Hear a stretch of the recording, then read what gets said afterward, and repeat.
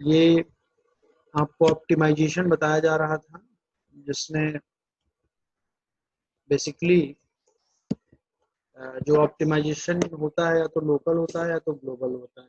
इसमें फिर दो टाइप से ऑप्टिमाइजेशन टेक्निक है, एक है फंक्शन प्रिजर्विंग ऑप्टिमाइजेशन, दूसरा है लूप ऑप्टिमाइजेशन। तो फंक्शन प्रिजर्विंग ऑप्टिमाइजेशन में कॉमन सब एक्सप्रेशन एलिमिनेशन है, देन आपका डेड कोड एलिमिनेशन है, कॉपी प्रोपगेशन है, कांस्टेंट फोल्डिंग है। तो कॉमन सब एक्सप्रेशन एलिमिनेशन आपको लोकल भी बता दिया, ग्लोबल भी बता दिया, ये ओवर हो चुका है। फिर आपका कॉपी प्रोपगेशन भी बताया था। कॉपी प्रोपगेशन जब हो रहा था, कॉपी प्रोपगेशन टेक्निक अगर अप्लाई कर रहे थे तो उसके साथ ही साथ एक डेड कोड आ जा रहा था, तो डेड कोड एलिमिनेशन भी बता दिया था। तो कॉपी प्रोपगेशन का ये एडवांटेज है, देखिए उस कल मैंने बताया था कि किसी पर्टिकुलर ब्लॉक में अगर कॉपी प्रोपगेशन टेक्निक लगा रहे हैं तो एक ऐसा स्टेटमेंट आ रहा था जो कि x is equal to t3 वाला, कि x कहीं पे भी यूज नहीं हो रहा था, तो वो क्या हो गया, उसको हम रिमूव कर दे रहे थे, क्यों? क्योंकि उसका कहीं यूज नहीं है, वो यूजलेस है। डेड कोड एलिमिनेशन उसी को कहते हैं, ठीक है। कांस्टेंट फोल्डिंग, कांस्टेंट फोल्डिंग में क्या करते हैं,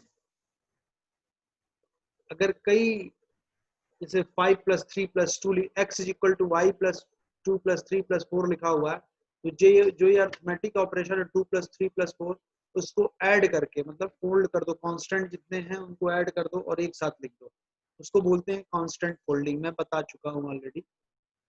तो कांस्टेंट फोल्डिंग जो मैं आपको क्वेश्चन बता रहा था क्विक सॉर्ट वाला, उसमें कांस्टेंट फोल्डिंग नहीं अप्लाई हो रहा है, लेकिन मैंने अलग से बता दिया है। तो फिर बेसिकली आपको क्या है, लूप ऑप्टिमाइजेशन बताना है, ठीक है, जिसमें कोड मोशन है, लूप अनरोलिंग है, स्ट्रेंथ रिडक्शन है। एक और होता है, कुछ जगहों पे दिया है, उसको बोलते हैं इंडक्शन वेरिएबल। बता देता हूँ भी इंडक्शन वेरिएबल क्या होता है। इंडक्शन वेरिएबल इलिमिनेशन, ठीक है। क्या होता है ये भी मैं जब एग्जांपल बताऊंगा, जो बता रहा था उसी में बता दूंगा, कुछ नहीं होता, बहुत सिंपल होता है, ठीक है। तो कोड मोशन में क्या होता है मैं ऑलरेडी डिस्कस कर चुका हूँ, लूप अनरोलिंग भी डिस्कस कर चुका हूँ, स्ट्रेंथ रिडक्शन भी। इंडक्शन वेरिएबल एलिमिनेशन नहीं आपको बताया है, जो कि अभी मैं बता दूंगा, ठीक है। तो आपको एग्जांपल में बता रहा था, ये क्वेश्चन था आपका, ये था ना, यही तो बताया जा रहा था। ये फ्लो ग्राफ था B1 B2 B3 B4 B5 B6। तो इसमें बेसिकली क्या था कि आपको कॉमन सब एक्सप्रेशन एलिमिनेशन भी बताया था, और साथ ही साथ आपको इसमें कॉपी प्रोपगेशन और डेड कोड एलिमिनेशन सब बता दिया था। तो फाइनली आपको ये मिला था, फ्लो ग्राफ में ये मिला था। स्टेटमेंट्स आपके क्या हो गए थे, कम हुए थे कि नहीं हुए थे, बोलिए, बोल ही नहीं रहे हैं तो। कहाँ गए सर? यही है सर।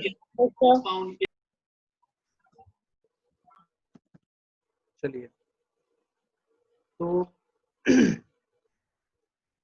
हम फिर अगर लूप ऑप्टिमाइजेशन में फर्स्ट होता है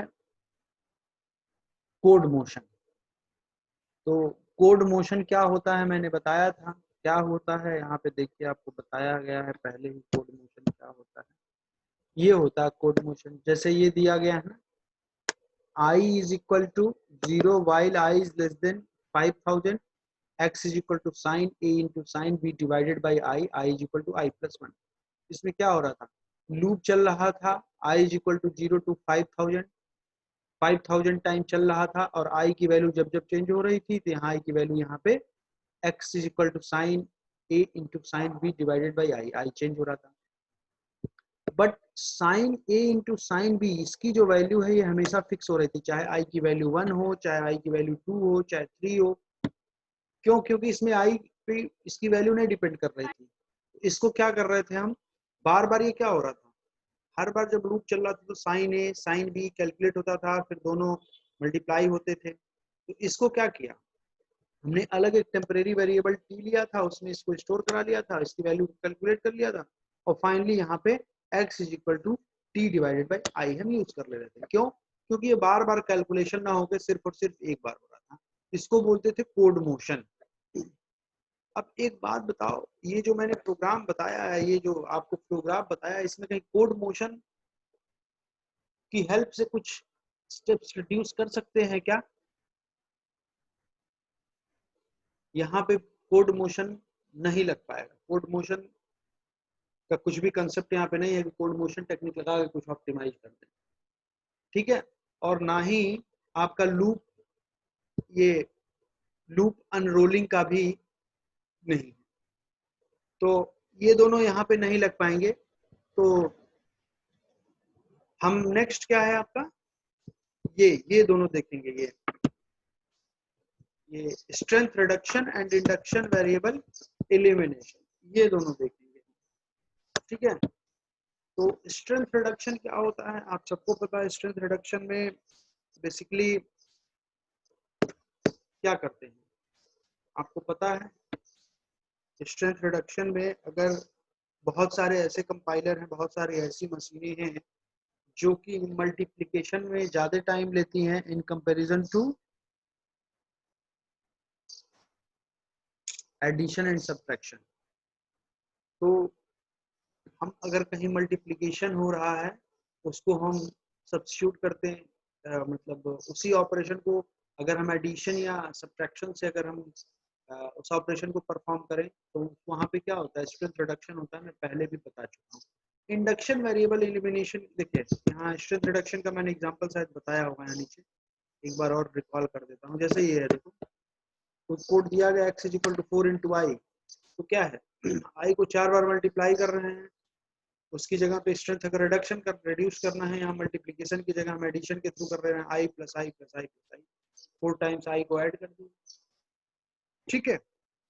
चलिए आपका इसके बाद एक है इंडक्शन वेरिएबल एलिमिनेशन, जो कि मैंने नहीं बताया था, छूट गया था। वैसे कोई दिक्कत नहीं है वो आप इंडक्शन वेरिएबल में बेसिकली होता क्या है, किसी एक वेरिएबल की वैल्यू दूसरे वेरिएबल पे जब डिपेंड करती है तो उसको बोलते हैं इंडक्शन वेरिएबल, ठीक है। तो उसको भी हम एलिमिनेट करते हैं। जैसे अगर हम इस ब्लॉक को देखें, ये B2 ब्लॉक को, तो हर बार क्या हो रहा है, यहाँ पे i की वैल्यू क्या हो रही है, i is equal to I plus 1 हो रहा है। i की वैल्यू एक बढ़ रही है, जब i की वैल्यू i प्लस 1 हो रही है मतलब i की वैल्यू हर बार एक एक चेंज हो रही है, लूप चल रहा है। तो क्या हो रहा है, t2 की वैल्यू भी चेंज हो रही है। क्यों? क्योंकि t2 is equal to 4 into i है। अगर यहाँ पे i की वैल्यू 1 है तो t2 की वैल्यू क्या होगी, 4 होगी। i की वैल्यू 2 होगी तो t2 की वैल्यू कितनी होगी बताइए, भूलोगे ही नहीं हम लोग, प्रॉब्लम तो ये है।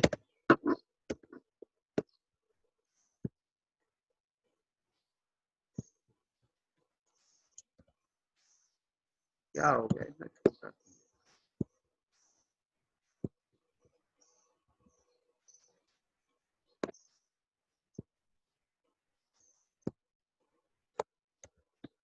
अगर i इज इक्वल टू 0 है, फिर 1 है, 2 है, 3 है, ऐसे अगर हो, हम ब्लॉक B2 की बात कर रहे हैं, तो T2 की वैल्यू क्या हो जाएगी, i की वैल्यू अगर 0 है तो T2 की वैल्यू क्या होगी, कोई बताओ भाई,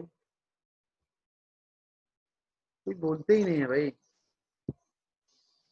0 हो जाएगी, 0 हो जाएगी, 0 हो जाएगी, यस सर। i की वैल्यू अगर 0 है तो ये i plus 1 is equal to मतलब 0, टोटल i की वैल्यू क्या है, 0 अगर हो रही है तो यहाँ T2 is equal to 4 into I, that is 0।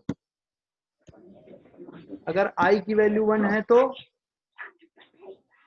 i की वैल्यू 1 है तो T2 इज इक्वल टू 4। अगर i की वैल्यू 2 है तो 8, i की वैल्यू अगर 3 है तो 12। तो क्या देख रहे हैं, i की वैल्यू जैसे जैसे इंक्रीमेंट हो रही है या चेंज हो रही है तो T2 की भी वैल्यू क्या हो रही है, चेंज हो रही है कि नहीं हो रही चेंज है। हो रही है। मतलब Yes, T2 sir. किस पे डिपेंड है, I पे डिपेंड है कि नहीं है। तो इसी को हम इंडक्शन वेरिएबल कहते हैं कि value of one variable is depend on another variable. तो अगर इस तरह से हो रहा है, किसी एक वेरिएबल की वैल्यू दूसरे वेरिएबल पे डिपेंड कर रही है, इसको बोलते हैं इंडक्शन वेरिएबल। और इसी को इलिमिनेट भी किया जाता है। कैसे इलिमिनेट करेंगे उसको भी हम देखेंगे। इसी तरह से आप यहाँ पे भी देख लो, ये ब्लॉक B3 में अगर आप देखो तो क्या है, J is equal to J minus 1 और T4 is equal to 4 into J। तो अगर यहाँ पे देखो आप तो क्या हो रहा है, अगर J इज इक्वल टू 0 1 2 3 तो T4 की वैल्यू क्या हो जाएगी, अगर J की वैल्यू 0 है तो T4 भी 0 हो जाएगा, J की वैल्यू 1 है तो T4 उसको यहाँ पे लाना ही नहीं बल्कि उसको आगे जॉब और उसको रोजगार भी हमें देना है। अरे भाई योगी जी का भाषण सुन रहे हैं आप लोग, क्या बात है? चलो T4 इज इक्वल टू 0 हो गया। फिर J की वैल्यू अगर 1 आ रही है, 1 अगर आ रही है तो क्या हो जाएगा, 4 हो जाएगा। 2 आ रही है तो 8 हो जा रही है। कहने का क्या मतलब है, यहाँ भी देखिए आपका ये B2 ब्लॉक में भी, इस ब्लॉक में भी आपका इंडक्शन वेरिएबल था, इसमें भी आपका इंडक्शन वेरिएबल। तो हमको इंडक्शन वेरिएबल जो है क्या करना है, रिमूव करना है। तो कैसे रिमूव करेंगे इंडक्शन वेरिएबल को, तो हमको करना क्या होगा कि इंडक्शन वेरिएबल को रिमूव करने के पहले इसमें एक स्ट्रेंथ रिडक्शन का भी, लूप ऑप्टिमाइजेशन में एक स्ट्रेंथ रिडक्शन भी टेक्निक होती है। आप पहले स्ट्रेंथ, यहाँ पे देखिए आप डायरेक्टली नहीं रिमूव कर सकते हैं। डायरेक्टली अगर आप इंडक्शन वेरिएबल को रिमूव कर देते हो तो कोड में अंतर आ जाएगा, फाइनली वो चीज नहीं होगा जो पहले होता था। तो हम सबसे पहले क्या करते हैं, स्ट्रेंथ रिडक्शन करते हैं। स्ट्रेंथ रिडक्शन अगर हम करते हैं उसके बाद देखिएगा कैसे ऑटोमेटिकली चीजें सब हो जाएंगी। जैसे कॉपी, अगर हमको डेड कोड एलिमिनेशन जैसे करना था तो डायरेक्टली हम नहीं कर पा रहे थे, कॉपी प्रोपगेशन टेक्निक अप्लाई कर रहे थे, तो एक स्टेटमेंट क्या हो जा रहा था, डेड कोड हो जा रहा था, तो उसको हम एलिमिनेट करते रहते। तो कभी कभी क्या होता है कि कोई एक पर्टिकुलर ऑप्टिमाइजेशन टेक्निक अप्लाई नहीं होती है, किसी दूसरे को अप्लाई करते हैं, फिर वो अप्लाई हो जाती है ऑटोमेटिकली। तो उसी तरह से हम यहाँ पे देखिए बता रहे हैं। अब क्या है देखिए, स्ट्रेंथ रिडक्शन है। हम बात करते हैं इस ब्लॉक किसकी, ये ब्लॉक B2 की। आप B1 B2 तो जान रहे हो ना, this is your B1, this is your B2, this is B3, this is B4, this is B5, this is B6। तो क्या करेंगे देखिए, ये है आपका I इज इक्वल टू, इसमें देखिए इसमें कहीं स्ट्रेंथ रिडक्शन का कहीं कुछ हो ही नहीं रहा है। ये चूंकि ये लूप बार बार चलेगा, बार बार एग्जीक्यूट होगा, तो इसमें अगर हम स्ट्रेंथ रिडक्शन करेंगे तो ज्यादा इफेक्टिवली काम करेगा। जैसे T2 is equal to 4 into i लिखा हुआ है, यहाँ पे क्या हो रहा है, T2 is equal to 4 into i, यहाँ मल्टीप्लाई हो रहा है इस स्टेटमेंट में। इस पे अगर हम इसको कुछ ऐसा करें कि ये एडिशन से मिल जाए या सब्ट्रैक्शन से मिल जाए तो हमारा क्या होगा, स्ट्रेंथ रिड्यूस हो जाएगा। क्यों ऐसा कर रहे हैं, क्योंकि देखिए क्या है कि ये लूप कई बार चलेगा, ये सेल्फ लूप है ना, गो टू B2, यहाँ एक एरो जाएगा ऊपर, तो बार बार एग्जीक्यूट होगा, तो बार बार इसको कंप्यूट करना पड़ेगा 4 इंटू आई को। तो हम इसको ऐसा क्यों ना करें कुछ की एडिशन या सब्ट्रैक्शन से मिल जाए चीजें। तो वो कैसे करेंगे, तो उसके लिए सिंपल आप क्या करो, इस ब्लॉक B1 में क्या करो, आप T2 को स्टोर कर लो। ठीक है, T2 is equal to 4 into i. ठीक है, अच्छा T2 की वैल्यू क्या हो गई, 4 इंटू आई।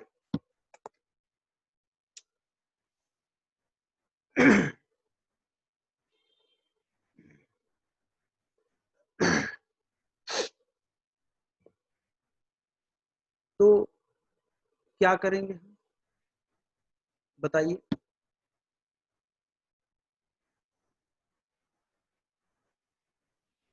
इस वाले ब्लॉक में हम अभी देखते हैं ब्लॉक B2 में क्या अंतर आएगा। फिर अभी हम B2 में क्या था आपका I is equal to I+1, ये तो ऐसे ही है। एक मिनट होल्ड करिए जरा, थोड़ा सा मैं इसको सॉल्व कर लूं।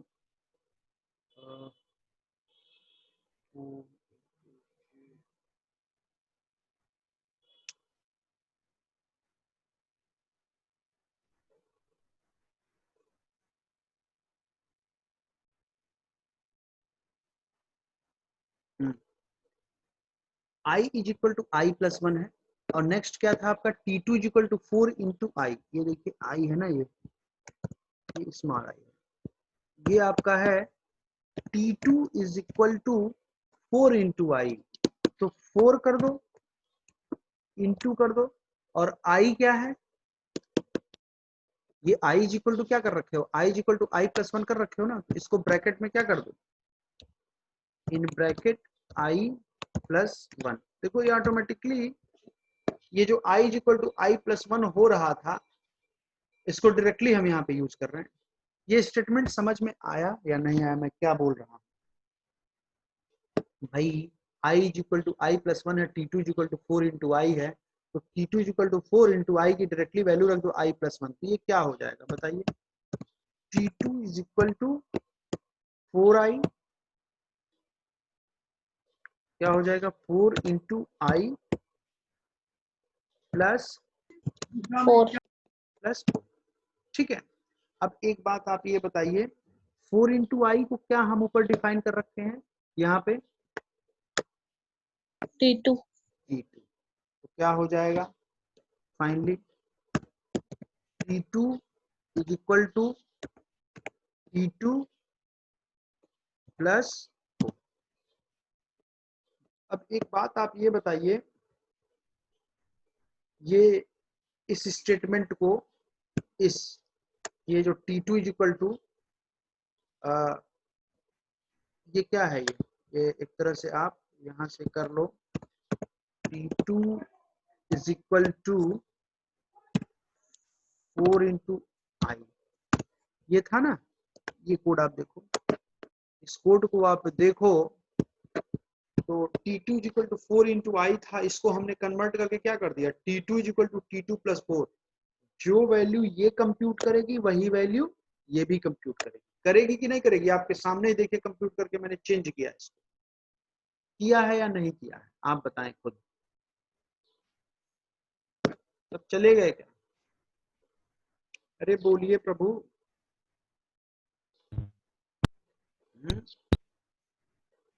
कोई तो बोलो भाई।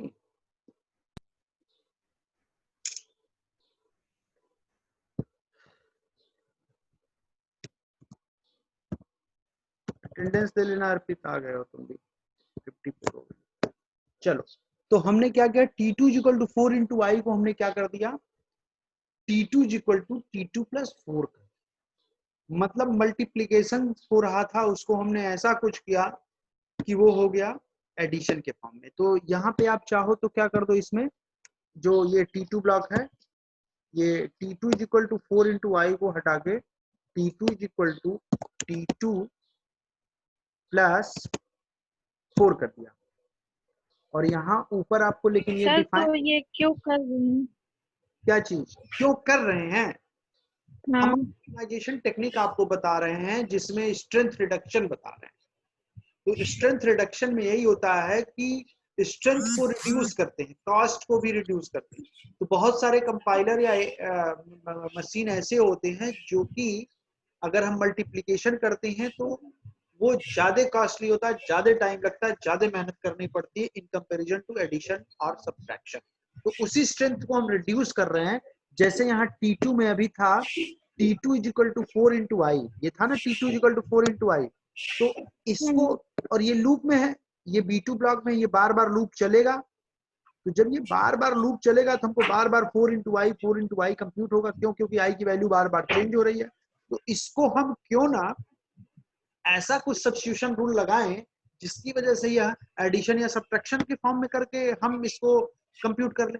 जैसे कि आप अगर निकालते हो 2 मल्टीप्लाइड बाई 3, 2 मल्टीप्लाइड बाई 3 अगर आप करते हो, मैं लिख देता हूँ, 2 मल्टीप्लाइड बाई 3 अगर आप करते हो तो 2 multiplied by 3 is equal to कितना हो जाता है? 6 हो जाता है ना। आपको 3 बार मल्टीप्लाई करना पड़ता है, या फिर इसी को हम क्या कर दें, 2 प्लस 2 प्लस 2, तो ये क्या हो जाएगा?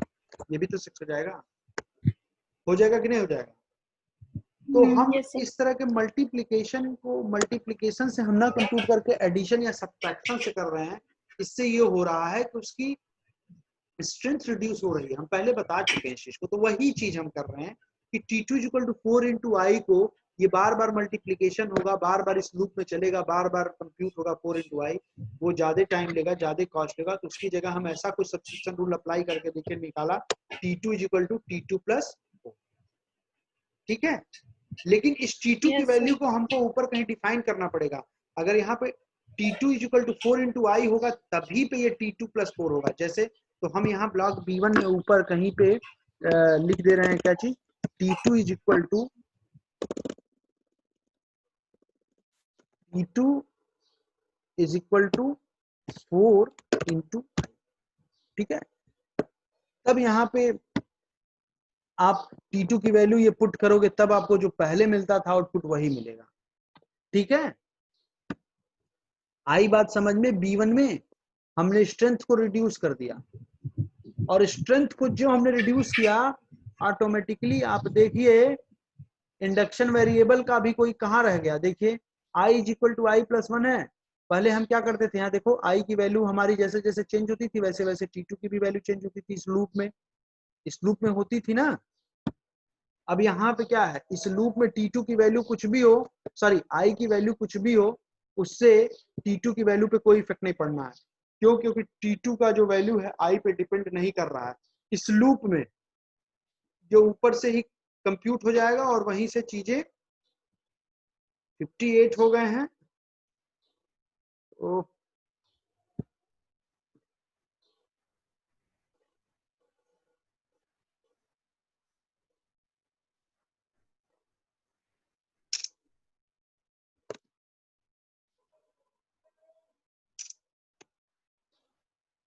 तो ये चीजें हैं।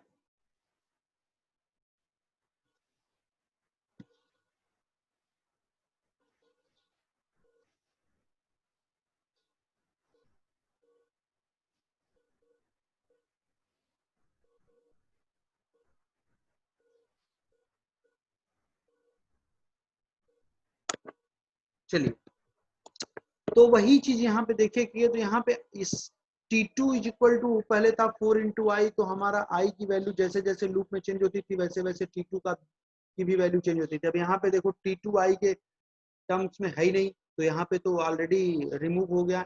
हमने जो आपका स्ट्रेंथ रिड्यूस किया वैसे ही ऑटोमेटिकली वो भी प्रॉब्लम सॉल्व हो गई, ठीक है। ऐसे ही हम जे में भी, इस B3 ब्लॉक में भी करेंगे। इस B3 ब्लॉक में अगर हम करते हैं तो आपका, इसको हटा देता हूं मैं, ठीक है। ये B3 कर देता हूं, B3 कर दिया, J is equal to J minus 1, ठीक है। और इसमें भी क्या था, J is equal to J minus 1 था। इसको कर दिया एक अलग वेरिएबल,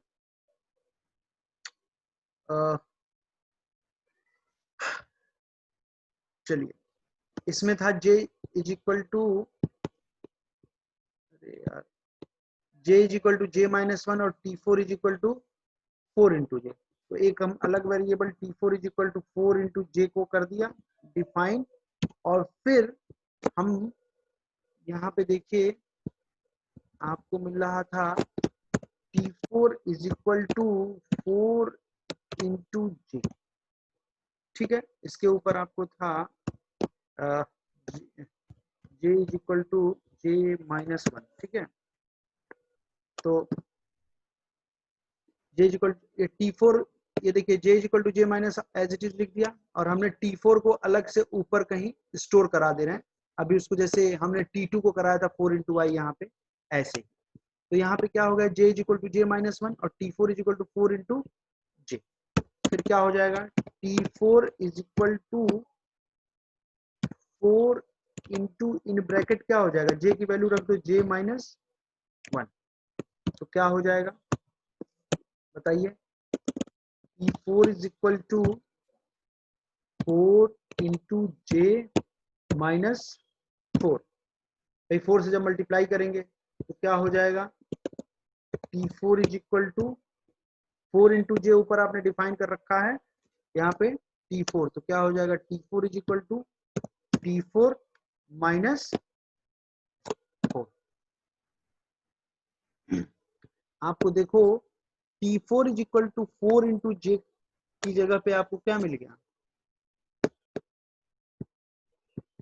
आपको क्या मिला बताइए। स्ट्रेंथ को हम रिड्यूस कर रहे हैं,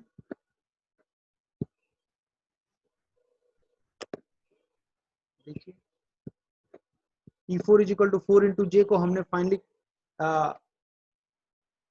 ये मल्टीप्लाई हो रहा था यहाँ, इसको हमने कन्वर्ट करके finally T4 is equal to T4 minus 4 लाया और T4 की वैल्यू क्या है 4 इंटू J। तो हमने देखिए यहाँ भी रिड्यूस किया स्ट्रेंथ को, तो इसी ब्लॉक में आप 1 मिनट रुक जाइए,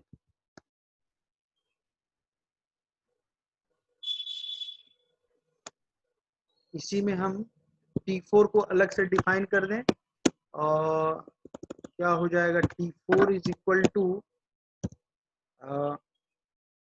4 इंटू J, ठीक है। और यहाँ पे क्या कर दिया हमने J is equal to J minus 1 ही है, और यहाँ पे T4 इज इक्वल टू हमने क्या कर दिया T4 माइनस 4, ठीक है। यहाँ पे भी देखिए बार बार लूप चल रहा था, तो हमने मल्टीप्लिकेशन से जो चीजें कंप्यूट हो रही थी उसको हम एडिशन से कर रहे हैं। जैसे यहाँ पे T2 था, ऐसे ही यहाँ पे भी ये भी सेल्फ लूप चलता है ना, गो टू B3, ये भी बार बार लूप होगा। तो यहाँ पे भी देखिए T4 इज इक्वल टू था आपका 4 इंटू J, इसको हमने T4 is equal to T4 minus 4 कर दिया। यहाँ पे भी देखिए मल्टीप्लिकेशन को हमने सबट्रैक्शन से सब्स्टिट्यूट कर दिया। कैसे किया वो यहाँ मैंने साइड में बता दिया, ठीक है। अब एक बात ये बताइए, अगर हम यहाँ पे देखिए इस स्टेटमेंट में इतना हो गया, अब यहाँ पे देखो इस वाले स्टेटमेंट में B4 ब्लॉक में if I is greater than और इक्वल टू J लिखा हुआ है, इसका क्या मतलब है कि I की वैल्यू अगर J से बड़ी है तो B6 पे जाएंगे, मतलब इस स्टेटमेंट पे जाएंगे, अदरवाइज इस पे जाएंगे, वो तो कंडीशन जैसी रहेगी वैसा। अगर एक बात आप ये बताओ, इसको हम I इज ग्रेटर देन और इक्वल टू J लिखें या फिर 4I इज ग्रेटर देन और इक्वल टू 4J लिखें, दोनों में कोई अंतर है क्या आप बताइए। इन दोनों स्टेटमेंट में कोई अंतर है, कोई डिफरेंस है, कोई बता दो भाई। हाँ कोई तो बोलो। नो सर, कोई डिफरेंस नहीं। इसमें भी 4 से मल्टीप्लाई कर दे रहे हैं, इसमें भी मल्टीप्लाई कर दे रहे हैं, तो I इज ग्रेटर देन और इक्वल टू J हो, चाहे 4I इज ग्रेटर देन और इक्वल टू 4J हो। तो अगर आप इसको I इज ग्रेटर देन और इक्वल टू J को 4 से मल्टीप्लाई कर दो, 4I इज ग्रेटर देन और इक्वल टू 4J अगर कर दें तो स्ट्रेंथ रिडक्शन खत्म हो गया।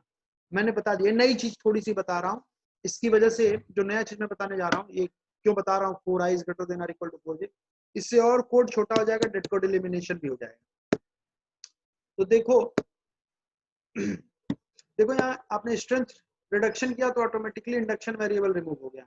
अभी एक और तरीका है, इधर देखिए 4I इज ग्रेटर देन और 4J, तो 4I क्या है आपका, 4 इंटू आई क्या है आपका, यहाँ देखिए T2 है कि नहीं है, 4 इंटू आई है, और इधर 4J है, मतलब 4 इंटू J, ये क्या है T4 है कि नहीं है बताओ, बोलो भाई, बोलते ही नहीं है। तो आप इसको क्या कह सकते हो, 4I को क्या कह सकते हो T2 कह सकते हो और 4J को क्या कह सकते हो, T4 कह सकते हो कि नहीं कह सकते हो। यहाँ ऊपर मैंने Yes, sir. डिफाइन कर, तो हम इस I इज ग्रेटर देन और इक्वल टू J को क्या कर दें, कहाँ चले गए भाई, यहाँ पे I इज ग्रेटर देन और इक्वल टू J को कर दो T2 और J को क्या कर दो T4, T4. Go to P6, ठीक है। बस अब एक बात बताओ, यहाँ IJ था, उसको हमने T2 और T4 कैसे किया वो भी मैंने आपको बता दिया, क्योंकि I इज ग्रेटर देन और इक्वल टू J को हम 4I इज ग्रेटर देन और इक्वल टू 4J भी कर सकते हैं, और 4I की वैल्यू है T2 और 4J की वैल्यू है T4, तो यहाँ पे I और J को हमने हटा के कर दिया T2 इज ग्रेटर देन और इक्वल टू T4। अब एक बात और बताओ, साथ ही साथ इस ब्लॉक में देखो, सबसे पहला स्टेटमेंट है I is equal to I plus 1। इस पूरे फ्लोग्राफ में इसके बाद कहीं यूज हो रहा है क्या, या कहीं इससे कोई नहीं। कंप्यूटेशन हो रहा है क्या, नहीं हो रहा है ना, तो इसको हम क्या कर सकते हैं, एलिमिनेट कर सकते हैं। इसी तरह से यहाँ देखो J is equal to J minus 1 है, ये भी कहीं कुछ कंप्यूट हो रहा है आगे, कहीं इसका यूज हो रहा है, नहीं हो रहा, इसको भी आप क्या कर दें, चाहें तो इलिमिनेट कर दें। इन दोनों को आप इलिमिनेट कर दोगे तो उससे कोई इफेक्ट नहीं पड़ेगा, क्यों, क्योंकि इस I का और इस J का कहीं भी यूज नहीं है, कि है नहीं है। तो जो मैंने रेड किया है इसको आप चाहें तो रिमूव कर दें, इसको तो रिमूव करने के बाद देखिए आपका और स्टेटमेंट कम हो गया कि नहीं हो गया, लेकिन हमारे इस फर्स्ट ब्लॉक में ये दो स्टेटमेंट बढ़ गए, T2 is equal to 4 into i और T2 is equal to 4 into J। लेकिन यहाँ पे T2 4 इंटू आई एक बार कंप्यूट होगा, T4 is equal to 4 into J एक बार कंप्यूट होगा, क्योंकि इसमें कोई सेल्फ लूप नहीं है, एक तरह से ये डिक्लेरेशन पार्ट है ऊपर का, स्टार्टिंग में डिफाइन किया जा रहा है। तो यहाँ पे एक ही बार वैल्यू कंप्यूट होकर यहाँ स्टोर हो जाएगी, और जैसे जैसे जब जब जरूरत लगेगी यूज कर लेंगे, हम कर लेंगे कि नहीं कर लेंगे। तो आप देखिए कोड की साइज, जो फ्लो ग्राफ हम बना रहे थे, फ्लो ग्राफ में हर ब्लॉक में स्टेटमेंट कम हुए कि नहीं हुए। आप जब कोई देखिए 1 बाय 1 मैंने पहले कॉमन सब एक्सप्रेशन एलिमिनेशन लगाया, देन आपका कॉपी प्रोपगेशन लगाया था, तो आपका B5 और B6 में कम हुआ था। ये नीचे वाले दोनों ब्लॉक में कुछ कोड रिड्यूस हुए थे। फिर हमने अभी आज जो है आपका स्ट्रेंथ रिडक्शन किया, और फिर स्ट्रेंथ रिडक्शन के बाद उसी में आपका स्ट्रेंथ रिड्यूस किए हैं, तो उसी में आपका इंडक्शन वेरिएबल का भी एलिमिनेशन हो गया। तो जब आप देखो इंडक्शन वेरिएबल क्यों हट गया, क्योंकि जब T2 equal to T2 plus 4 किए थे, वैसे T2 की वैल्यू I पे और T4 की वैल्यू J पे डिपेंड कर रही थी। जो हम ये स्ट्रेंथ रिडक्शन रिड्यूस किए हैं वो ऑटोमेटिकली ऐसा हो गया कि ना तो T2 की वैल्यू I पे भी नहीं डिपेंड कर रही थी और T4 की वैल्यू भी J पे नहीं डिपेंड कर रही थी, क्योंकि ये लूप चल रहा था बार बार, लेकिन ये I और J ऊपर ही डिफाइन कर दिया गया था 4 इंटू आई और 4 इंटू J। तो यहाँ आपका ऑटोमेटिकली इंडक्शन वेरिएबल हट गया, कम हो गया, या जो भी हुआ। उसके बाद फिर फाइनली हमने आप I और J को भी इंडक्शन वेरिएबल कह सकते हैं, क्योंकि I और ये दोनों जो पहले भी मैंने बताया था I equal to I plus 1 और J equal to J minus 1, ये दोनों भी एक तरह से आपका इंडक्शन वेरिएबल ही हो रहे थे। तो यहाँ पे फिर हमने क्या किया, उसको भी रिमूव करने के लिए हमने यहाँ I इज ग्रेटर देन और इक्वल टू J को हटा के T2 इज ग्रेटर देन और इक्वल टू T4 कर दिया। और जब हमने ये किया तो वो I और J वाला भी स्टेटमेंट